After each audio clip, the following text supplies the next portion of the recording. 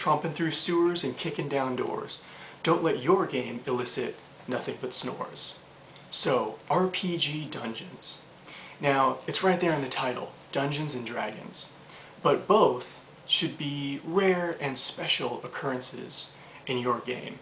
A dungeon crawl is too often an action scene without context, going from room A to room B with sword and spell hacking at monsters. It seems like that would be exciting, but it becomes tiresome very quickly and very repetitive. Now, let's shake it up and build some better dungeons. Now, when I say dungeon, you say crawl. No, you don't have to do that. When I say dungeon, I mean an adventure site. It's synonymous with a cavern, a cave, a forest, a swamp, a portal to the moon. It doesn't matter. A dungeon, when I say it, is a site where adventure will take place for the party. Now, fellow YouTuber Black Barnes has left caves and caverns in the dust. He no longer uses them in his campaigns. And that is quite literally a breath of fresh air for most RPG campaigns, for all the encounters to occur under the sun and on the open sea.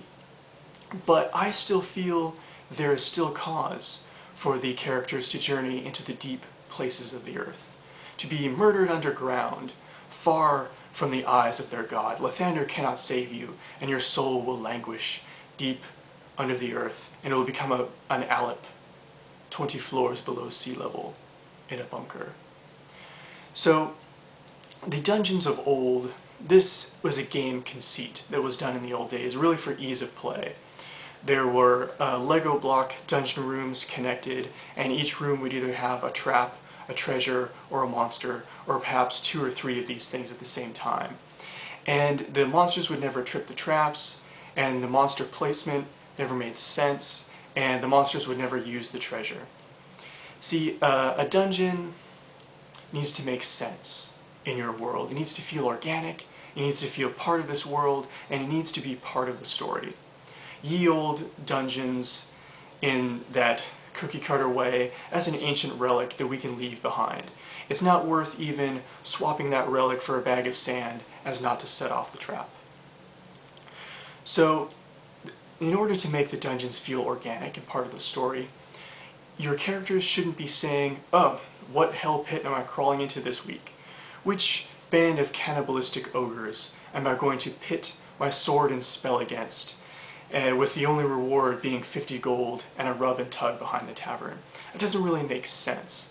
You know, how much gold will a character risk, or how much risk will a character take for a sack of gold? Will they really go into the Illithid's lair and risk their sanity and their life? Will they risk being enslaved eternally by the Illithids? Will they risk having their brain yanked out the back of their head? And that's even the best case scenario, having their brain yanked out, because a night hag will suck your soul right out of your butthole. So really, how much gold makes that worth it? How much gold would it take for you to risk that in an adventure? How many dungeons were in Tolkien's works? You know, really, when you think about it, there was Moria, there was Mordor, there was the Misty Mountains, and there was Mirkwood. Tolkien hates the letter M. But the characters journeyed through these places not for loot. They didn't go in there for some +1 rings. They went through them to get rid of a ring. They went through them because it was part of the greater quest. It was part of the greater story. The dungeons are set along the journey. And they're not the focus of the story, they're not the stars.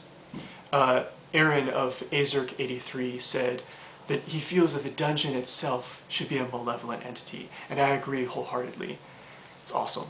Now, the dungeon is an antagonist in your story, quite literally, because like any antagonist, it stands in between the character and their goals. Because it's the characters and their pursuit of their goals, that's what makes the game and that's what makes the story. And so the dungeon blocks these things and keeps the characters from the objects of their desire. Imagine the forest of eternal winter. This is where the winter court of the Fae holds sway. but the Winter Queen has been encroaching upon the surrounding land. Eternal winter is seeping into the kingdom. Crops wither and fail. Babies die at the breasts of their mothers, never having seen the sun, never having seen a summer. The characters know that they must go into the forest, and they must right these wrongs. They must challenge the Ice Queen herself. Or they can serve her eternally as wraiths made of ice. Either way, it's a choice they make. Now, imagine the characters. The paladin, she must go into the swamp of sorrows, for there she seeks the tree of woe. Growing from this gnarled tree are nasty leaves, but she needs them to crush them into a poultice, crush them into a potion, because her brother has been bitten by a ghoul, and he's turning fast. A sage has said that this could be the cure, and so she seeks it with all of her heart. Or, imagine this, the Tarrasque has risen from the world. It is raging upon the lands, it is crushing all it beholds. But the druid of the party, he knows a secret. He knows that deep within the forest are walled caverns that ancient druids created. The party goes in there, and they are beset by trials set up by the ancient druids. Constructs rise and do battle with them. They are given trials, great trials of the mind, great trials of the spirit. And once the party has proven themselves to the ancient druids, a secret is revealed. They're not in a dungeon at all. They're not in any mere cavern.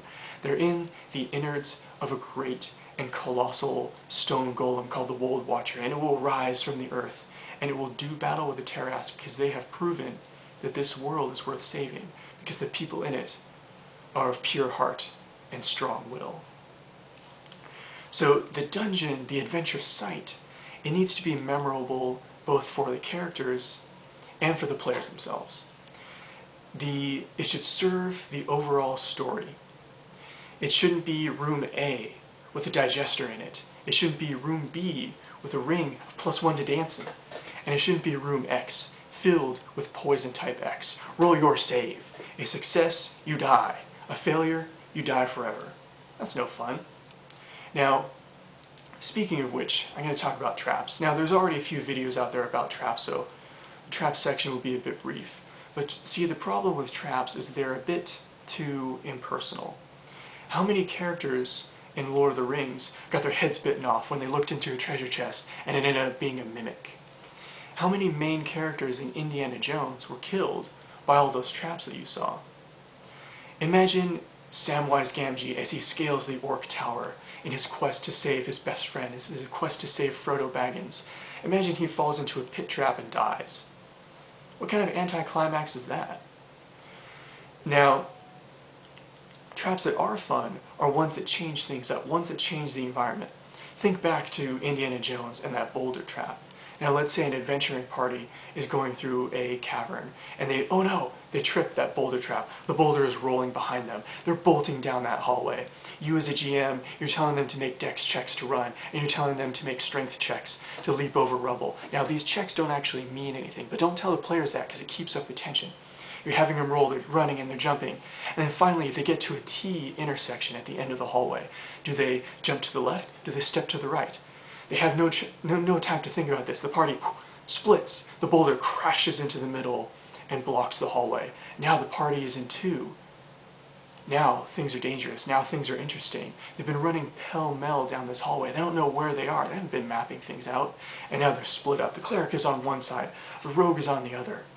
And now the party nervously continues along in the dungeon. That has made things interesting. Now, traps that are fun are ones that are hazards. Imagine in a cave, pools of lava. In a swampland, there are pools of acid that a wily black dragon has left in order to kill intruders. Imagine a hell forge where a devil blacksmith hammers evil souls into a trident and other weapons. In places like that, when a combat takes place, you know someone is getting kicked into that hell forge. Hopefully it's an enemy, but you never know. Now, set these things up so that the characters can chew the scenery. They can use the props, they can use the scenery around them, just like Jackie Chan does in all of his movies. Make your dungeon like a Jackie Chan movie. So, those have been my thoughts about the dungeons in Dungeons & Dragons. Thanks for watching, and happy gaming, everyone.